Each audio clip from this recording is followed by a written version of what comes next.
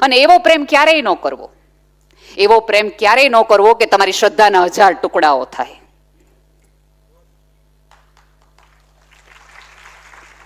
અને જે વ્યક્તિ તમને પોતાનું નામ સાચું નથી કહેતો, પોતાનું ઘર સાચું નથી કહેતો, પોતાની ડિગ્રી સાચું નથી કહેતો, એ તમને પ્રેમ હું સાચો કરવાનો હતો? પ્રેમ માટે તો જીગર જોઈએ, ખુલ્લા કલેજે બહાર આવવાનું, અતથી સુધી કહેવાનું. જે આટલું સાચું નથી કહેતો એ તમને એવું લાગે છે કે તમને સપનાઓ દેખાડશે એમ? પણ આમાં વાંક આપણા બધા થોડા ઘણે મમ્મીઓનો છે. હું કહું કઈ રીતે. સીન નંબર 1, માતા પિતાને ઝઘડો થાય છે. ઝઘડો થાય તો સ્ત્રી છે એ ઝઘડો તો આપણે લાંબો ચલાવી શકીએ. 10 વાગે કોઈ પણ પુરુષને નોકરીએ જવું પડે, ગમે એવી માથાકૂટ હોય, ગમે એવી પ્રોબ્લેમ હોય તો એને જવું પડે. અને ત્યારે આપણે રડતા હોઈએ. એટલે આપણી 16 વર્ષની, 12 વર્ષની, 14 વર્ષની દીકરીને તરત કહીએ, જોયું રોતી મૂકીને વયા ગયા ને, પડીશ મારી કાંઈ? એટલે છોકરીને બી એવું થાય કે સાચી વાત છે યાર, મારી મમ્મીને રડતા મૂકી ગયા, મારા પપ્પા કેવા પુરુષ છે. હવે સેમ એના જીવનમાં એકાદ વખત આવો કિસ્સો બને કે મૂડલેસ હોય, રડતી હોય, ફેસબુકમાં, ઇન્સ્ટાગ્રામમાં, કોલેજમાં એક છોકરોને 24 કલાક પૂછે તને શું થયું, તને શું થયું, તું કેમ મૂડમાં નથી, તું કેમ રડે છો? એટલે એને એમ થાય કે મારા પપ્પા જો મારા મમ્મીને રડતા મૂકીને જઈને આ જો કેટલો નવરો છે, અને એકચ્યુઅલી નવરો હોય. એટલે 24 કલાક તમને પૂછ્યા રાખે તને શું થયું, તને શું થયું. એટલે આપણે પ્રેમની કઈ ડેફિનેશન દીકરીના મગજમાં નાખી હતી કે તને રડતી મૂકે એવો પુરુષ નહીં, તને રડતી છાની રાખે એવો. એટલે એના મગજમાં ઓલો સાચો લાગે. બરાબર. હવે બીજું કે મોટું ઘર આપણે લેવું હોય, ગાડી લેવી હોય, કોકના લગ્નમાં રોલા પાડવા હોય, એટલે આપણે સતત ને સતત એક ડિમાન્ડ રહીએ. એટલે પુરુષને એવું થાય કે ડિમાન્ડ પૂરી કરવા માટે મારે એક્સ્ટ્રા માઇલેજ દોડવું પડશે, મારે વધુ કામ કરવું પડશે. આટલી નોકરીથી નહીં થાય. જો મેં તો અનેકો વાર સ્ટેજ ઉપરથી કીધું છે, જો પુરુષ પ્રમાણિક હોય ને તો એની પાછળ એના ઘરની સ્ત્રી જવાબદાર છે કે એને એવી ડિમાન્ડ જ નથી મૂકી કે પુરુષને અપ્રમાણિકતાના રસ્તે જવું પડે. એટલે પુરુષ છે એક્સ્ટ્રા કામ કરે, અહીંયા જઈને ઓલું કરે ને આ કરે, નોકરી સિવાય. હવે આ બધું જોવા માટે એને શેની કુરબાની આપવાની? સમયની. એટલે ઘરે મોડો આવે, રવિવારે ઘરે ન રહીએ. પછી ત્યારે આપણે શું કહીએ? 365 દિવસમાં એકવાર તાર પપ્પા ઘરે ન હોય, તું આટલી બીમાર હતી તો મારે તને લઈ જવી પડે. કોઈ પણ પ્રસંગમાં હારે ન આવે તાર પપ્પા. હવે આપણે એ ન કીધું હોય કે આપણે ઓલું 3 બેડરૂમ હોલનો રસોડાનો ફ્લેટ જોઈએ એવા ચી લેવું છે એટલે પપ્પા હાજર નથી રહેતા. એટલે એના પ્રેમના ડેફિનેશનમાં એક વાક્ય પાછું આવે કે સમય આપે એ પ્રેમ સાચો. અને ઓલા 24 કલાક નવરા હોય, 24 કલાકના સમય આપે. એટલે એને એમ થાય કે જોયું મારા પપ્પાએ કોઈ દિવસ મારા મમ્મીને સમય નથી આપ્યો, આજો હજી મને આટલો મળ્યો નથી, હજી તમારા લગ્ન નથી થયા તો મને કેટલો સમય આપે છે, ચાલો લગ્ન કરી લ્યો. ક્યાંય મમ્મીઓ એવું સમજાવતી નથી. રડ્યા પછી, ઝઘડાઓ શાંત થયા પછી આ સમાજની મોટામાં મોટી તકલીફ એ છે કે ઝઘડાઓ છે એ હોલમાં થાય છે ને પ્રેમ બેડરૂમમાં થાય છે. એટલે મમ્મી છોકરાઓને સતત એવું લાગે છે કે મારા મમ્મી પપ્પા ઝઘડવા હાટું જ બોલે છે, એની પાસે સાચા સંબંધોનો, સાચા પ્રેમના ઉદાહરણો જ નથી. એટલે હંમેશા એ ખોટા રસ્તે જાય છે. ક્યારેય મમ્મીએ બેસાડીને કહેવું જોઈએ કે તારા પપ્પા વધુ એટલા માટે નથી ઘરમાં રહી શકતા, વધુ એ બાર એને એટલા માટે રહેવું પડે છે બેટા કારણ કે અમારે તને વિદેશ ભણવા મોકલવી છે, અમારે તને લગ્નના કરિયાવરમાં આટલું તોલું સોનું દેવું, તારા પપ્પા અને દાદાની જવાબદારી છે, આપણે પેન્શન નથી આવતા દિવસોમાં તો બેઠા બેઠા ખાઈ શકે એટલા માટે તારા પપ્પાએ એક્સ્ટ્રા માઇલેજ દોડવું પડે છે, એટલે પપ્પા ઘરમાં સમય નથી આપતા. પેરેલલ વાત કરવાનું રાખો. આપણે પતિ સાથે થયેલા ઝઘડા છે એ કહીએ દીકરીને, પણ પતિએ આપણને મનાવવા માટે એમ કીધું કે ઓલો સેલ આવ્યો તાર સાડી લેવી તું લઈ આવજે, એ આપણે ન કહીએ. સારી વાત ન કહીએ પપ્પાની કે પુરુષની. એટલે છોકરીના મગજમાં પુરુષની વ્યાખ્યા જ ખોટી બંધાય. અને એક વસ્તુ આપજો કે લાલચથી જ છેતરામણી શક્ય છે આ જગતમાં. તમે લાલચમાં જાઓ, એ સમયની હોય, પ્રેમની હોય કે મોબાઈલના રિચાર્જની હોય. અને અહીંયા બેઠેલી તમામ દીકરીઓને એક વિનંતી છે. એક પિતા હતા મરણ પથારીએ, એકની એક દીકરી હતી, કોના આધારે મૂકીને જવી એવી સતત બાપને ચિંતા. પથારી વર્ષ બાપે સતત એવી ચિંતા કર્યા રાખે કે યાર છેલ્લા દિવસો છે, જગત ખરાબ છે, તો મારી દીકરીને હું કોના આધારે મૂકીને જાઉં. બેટા બહુ જ શાંતિથી સાંભળજો આ વાત.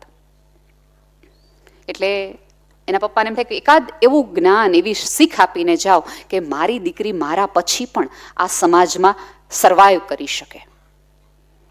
એના પપ્પા કરચલીવાળા હાથે પોતાની દીકરીને ઘડિયાળ આપે છે.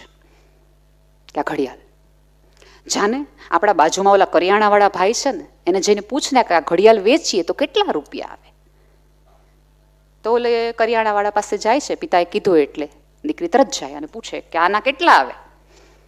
એટલે ઓલો કરિયાણાવાળો હોય છે, એની બુદ્ધિમત્તી પ્રમાણે એ ઘડિયાળને ઊંચી નીચે આમથી આમ કરીને એમ કહે છે 200 રૂપિયા દઈ કે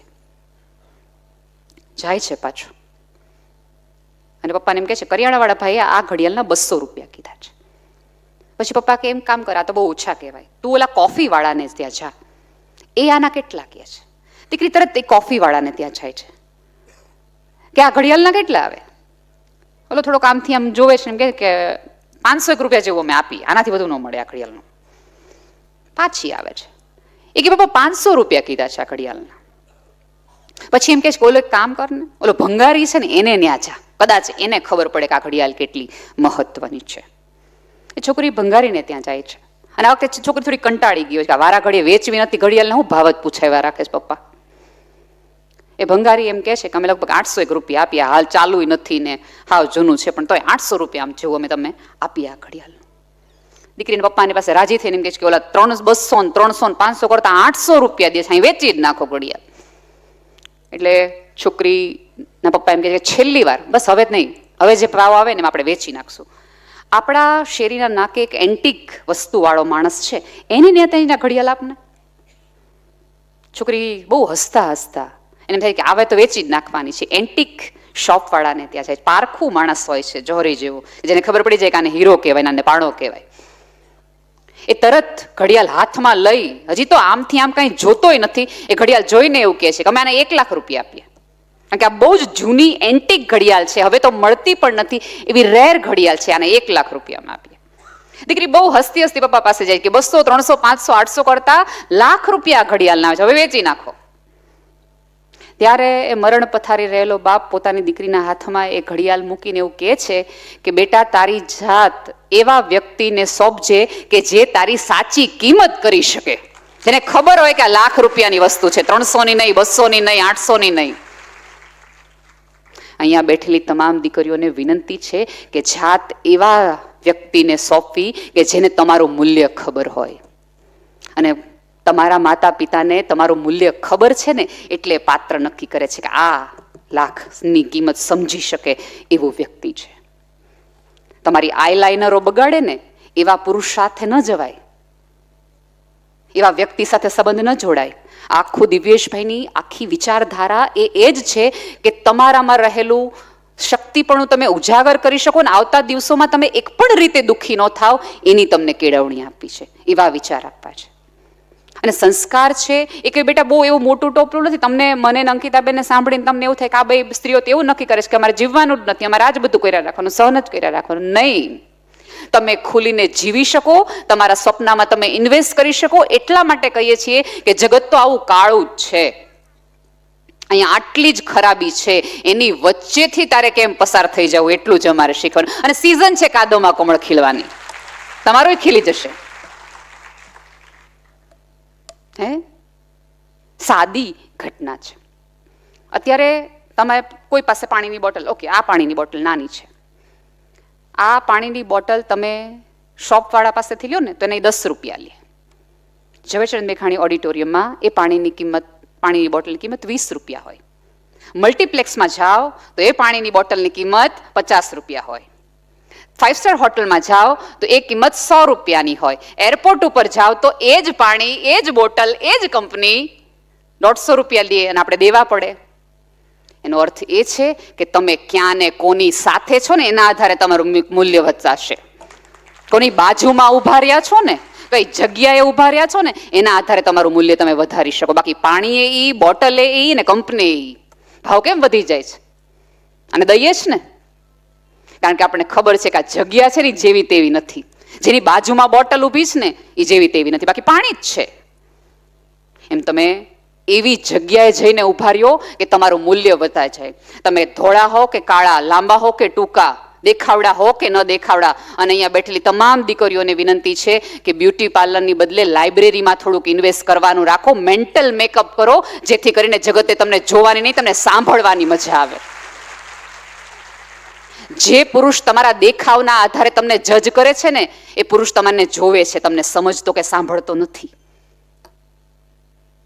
તમારે એ કરવાની જરૂર છે. આ જગતમાં કોઈ પુરુષ છે એના તમે એવા વખાણ સાંભળ્યા? દેખાવડો છે, રૂપાળો છે, ધોળો છે, ઊંચો છે. આપણે સીધું એમ કે ભણેલો છે, નોકરી છે, ગાડી એની છે. જો તમે સમોવડીની ઝંડો લઈને નીકળ્યા હો તો પેરેલલ આ લઈને નીકળો, સફળતાનો લઈને નીકળો, ડિગ્રીનો લઈને નીકળો, શિક્ષણનો લઈને નીકળો. અને શિક્ષણમાં તો અત્યારે ઘણી બધી હદે આમ તમે જુઓ તો મહિલાઓ કરતા મહિલાઓ જ આગળ છે. ડખો જ હવે તો થોડો કોણ ત્યાં થઈ ગયો છે. એના બદલે થોડું જાતમાં ઇન્વેસ્ટમેન્ટ કરવાનું રાખો.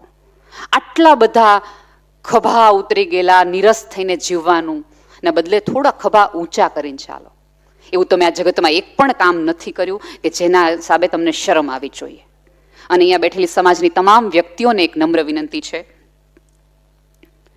કે જ્યારે જ્યારે સમાજની કોઈ દીકરીની એકાદ ભૂલ તમારી નજરની સામે આવે તો એને ફોરવર્ડ ન કરવાની હોય. બિનજરૂરી સીસીટીવી કેમેરા બનવાનું બંધ રાખો. ભાવનગર મહાનગરપાલિકાએ ચોકે ચોકે ગોઠવ્યા છે.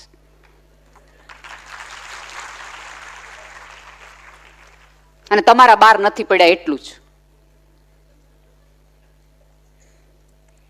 ફોરવર્ડ કરવાના બદલે જે ઘરમાં આવી સ્થિતિ બની હોય ને ત્યાં મોટો ભાઈ કે મોટી બહેન થઈને ઉભા રહ્યો કે તમારી આ મુશ્કેલીમાં અમે તમારી સાથે છીએ. આમાં કોઈ આખા પરિવારે આત્મહત્યા ન કરવાની હોય, આ તો સામેવાળાએ આત્મહત્યા કરવાની. કોકનો વિશ્વાસનો ભંગ સામેવાળાએ કર્યો છે. એ તો બેટા શ્રદ્ધા મૂકી, તું માણસ તરીકે જીવી છો.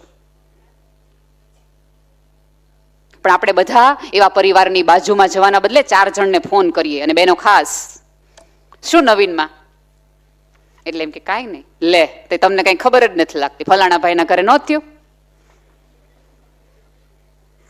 સાચું કહો, હસવાની નહીં, આવું જો આપણે કરતા હોય તો દુઃખની વસ્તુ છે. ઈશ્વર સૌનું ઢાંકીને બેઠો છે ને એની કરુણા છે. આપણે સારા છીએ એવું માની લેવાની જરાય જરૂર નથી. આવી ઘટનાઓ બને તો માણસ તરીકે આપણું છે કે એના ઉપર ધૂળ નાખવાની હોય અને વૃક્ષ વાવી દેવાનું હોય કે જેથી કરીને સભ્યતાને એના ફળ મળે. એ કેટલોમાં હળો હતો ને ખબર ન પડે. આ તો એવી દીકરીનું થતું હોય, 2 જણા રિવ્યુ પૂછે તો આપણે આમ તો બધું સારું છે પણ છતાં તપાસ કરી લેજો. આ એક વાક્ય છે આખું જિંદગી બગાડી નાખે. સમાજ એકઠો કરવાનું આખી આ ઝુંબેશ જ એટલા માટે છે કે સમાજમાં એકાદ આવી ભૂલ થાય તો સમાજ સાથે રહીએ, પાસે રહીએ અને પડખે રહીને સાહેબ આ જગત તો ભણકારાનો પ્રદેશ બની ગયો છે. હોંકારા દેતા થોડાક થાવ. કે અડધી રાત્રે તમારે કોકને ફોન કરવો હોય તો 4-5 પાત્રો એવા તમારી આજુબાજુ હોય કે આવી મુશ્કેલીમાં બાજુ મારીએ. અને ખાસ કરીને સ્ત્રીઓને કહું છું, ફરીવાર સ્ત્રીઓને જ કહું છું કે જ્યારે આવી સમાજમાં દુર્ઘટના બને તો એની માને, એની બેનને, એને ભાભીને બહાર નીકળવાનું અઘરું પડે ને, તમારી તીક્ષ્ણ નેણોને છે ને થોડાક નીચા રાખો. એવી વેધકતા જરાય સારી નથી કે જે કોઈકને નીચે જોઈને તમને આનંદ આવતો હોય. જે કોકને પડી જવાથી, કોકના પડવાથી તમને આનંદ આવતો હોય તેને વિકૃતિ કહેવાય, આનંદ ન કહેવાય. મને ભૂખ લાગે અને હું ખાઉં એ મારી પ્રકૃતિ છે, ઈશ્વરે બતાવેલી વાત છે. પણ તમને હું ખાતા જોઉં ને તમારામાંથી હું બટકું લઈ લઉં એને વિકૃતિ કહેવાય. પણ હું ખાતી હોઉં ને મારા આંગણે કોઈક ભિખારી આવે ને માગે ને મારી અડધી રોટલી એને આપી દઉં એને જ સંસ્કૃતિ કહેવાય. સંસ્કૃતિ બચાવવાનું એક બીજું કારણ માત્ર દીકરીઓ નથી, આપણે થોડુંક બદલાવાની જરૂર છે. મા બાપ તરીકે આપણા ઉછેરમાં પણ અને સમાજ તરીકે. સમાજ એટલે હું, બીજું કોઈ નહીં. આપણે એવું માનીએ કે સમાજ એટલે આ બધાય, હું નહીં. હું તો સરસ માણસ જ છું. આપણે કોઈ દી કોઈનું કરીએ જ નહીં, ખાલી ફોરવર્ડ મારીએ, બીજું કંઈ ન કરીએ. અને ફોરવર્ડ મારો ને ત્યારે થોડુંક ધ્યાન રાખો કે કેટલું સાચું ને કેટલું ખોટું છે. હવે તો જે આખી AI વાળી સ્થિતિ આવી જ ને એમાં તમે ખબર નહીં પડે કે આ કયા સાચા ને કયા ખોટા. તમને ખબર હશે, હમણાં થોડાક વર્ષ પહેલા એલન મસ્ક ને, આમાંના યંગસ્ટર્સ ઘણા બધા ઓળખતા હશે, એલન મસ્કનો એક ફોટો કીર્તિબેન ટ્વિટર પર આવ્યો કે જેમાં એણે શેરવાની પહેરી હતી. અને આપણે વોટ્સઅપમાં, યુટ્યુબમાં, ન્યૂઝ ચેનલોમાં છપાયું કે તમે જો આપણે બધા લગ્નમાં પેન્ટ પહેરીએ છીએ, સૂટ પહેરીએ છીએ, આ એલન મસ્ક શેરવાની પહેરે છે, એલન મસ્ક શેરવાની પહેરે છે, ડીપીમાં મુકાઈ ગયું, સ્ટેટસમાં મુકાઈ ગયું, સંસ્કૃતિ બચી ગઈ, સંસ્કૃતિ બચી ગઈ. એલન મસ્કે પોતાના એકાઉન્ટમાંથી, ટ્વિટરમાંથી કીધું કે આ એઆઈ છે, મેં જિંદગીમાં કોઈ દિવસ શેરવાની પહેરી નથી, આ મને પહેરાવડા મોર્ફ કરેલો ફોટો છે. એવી સ્થિતિની અંદર કોઈક આવા ફોટા, કોઈક આવી તકલીફો આવે તો એ સમયે ખુલ્લા દિલે સત્ય શું છે એ જાણવાનો પ્રયાસ કરો. આપણે અત્યારે ઘણા બધા તમે જોતા હશો, ન્યૂઝમાં પણ એવું જોવું છે કે ફલાણા ભાઈયા સાથે આવું સ્કેમ થયું, ફલાણા બેન સાથે એવું સ્કેમ થયું. તમને ક્યારે સમજાય છે કે બધું શું કામ થાય છે? થોડી દીકરીઓને આ બાબતે અવેર પણ કરો. ઇન્સ્ટાગ્રામના મેસેન્જરમાં એક એપ છે કે તમે ઇનબોક્સમાં મેસેજ કરો, એમાં એક વિડીયો કોલ આવે, એટલે બાય ક્યુરિયોસિટી આપણે ફોન ઉપાડીએ. હવે તમે ફોન ઉપાડો છો ને ત્યાં તમારો પહેલો ફોટો તો આવી ગયો, પછી પહેલા પ્રશ્ન તમને ખબર પડી જાય કે આ ખરાબ વ્યક્તિનો ફોન છે, તમે કટ કરી નાખો. પણ તમારો ફોટો આવી ગયો છે અડધી રાતનો. પછી એમાં ધીમે ધીમે ધીમે ધીમે મોર્ફિંગ ચાલુ થાય, આજુબાજુનું બધું ચાલુ થાય, અને પછી બ્લેકમેલિંગ શરૂ થાય. અને એમાં સૌથી વધુ આપણને ખબર છે કે વૃદ્ધોની તકલીફ થઈ છે. અને પછી આવું બધું બ્લેકમેલિંગ વાળું બહાર આપે એટલે આપણે એમ કે દાદાને હજી છૂટતું નથી. પણ કોઈ એવું નથી વિચારતું કે અડધી રાત્રે વૃદ્ધ માણસો સાથે વાત કરવા વાળું કોઈ નથી ને, એટલે કોઈ પણનો ફોન આવે ને એટલે ઉપાડાઈ જાય છે ફોન. એના બદલે આવી દુર્ઘટના ક્યારે પણ સ્ત્રી સાથે બને, પુરુષ સાથે બને, છોકરી સાથે બને, જાહેરમાં તમે જ સમાજમાં પાડી દો બહાર કે આવું મોર્ફિંગ થયેલું છે, સાવચેત રહેવા. ઓલી જે નાની નાની ધાણીઓ ફૂટ્યા રાખે ગામમાં અને શેરીઓમાં, એના બદલે આવું બધું કરવાના બદલે સ્વસ્થતાથી આ સમાજની તમામ દીકરી વટથી બહાર નીકળી શકે. અને ભૂલ કરવાનો અધિકાર ખબર નહીં 21મી સદીમાં જેટલો આપણે દીકરાને આપીએ છીએ એટલો દીકરીને કેમ નથી આપતા. મેં કીધું એમ કે ઓલો રમીમાં રમી ગયો હોય એને ખાડા ખોદવા ન મોકલીએ, ભણતી દીકરીને ઉઠાડીને એમ કે બે ઘરના કામ કરવા જાય, ભાઈ ઉઠમણું કર્યું છે આપણું.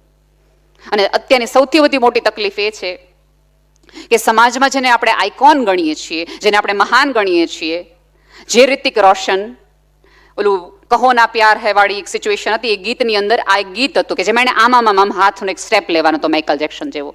એ એક સ્ટેપમાં મિતુલભાઈ, એક સ્ટેપમાં એણે 18 કલાક પ્રેક્ટિસ કરી. 18 કલાક. જે પોતાના પિતાનું ફાઇનાન્સ કરેલા ફિલ્મમાં હીરો તરીકે આવેલા વ્યક્તિ એક સ્ટેપ માટે 18 કલાક મહેનત કરે, અને એ આપણા સંતાનોને એમ કહો ઘરે બેઠા લ્યો ને રમી રમ્યા રાખો, છાપાથી પત્તા રમ્યા રાખો. એ આપણને એમ કે રમી રમો. જે ધોની કાળો થયો ગ્રાઉન્ડ ઉપર, એ ધોની આપણને એમ કે ક્રિકેટ રમો મોબાઈલ ઉપર, ક્રિકેટ રમો મોબાઈલ ઉપર. અને લાખો રૂપિયા આપણા સંતાનો એમાં જાય. અને ક્યારેક મા બાપ તરીકે સંતાનોની આવી ભૂલ છાવરવાના બદલે ખુલ્લી પાડો. આપણે બધા છાવરી દઈએ છીએ એટલે સંતાનો એકમાંથી બીજી, બીજામાંથી ત્રીજી, ત્રીજામાંથી ચોથી ભૂલ છોકરાઓ કરે છે.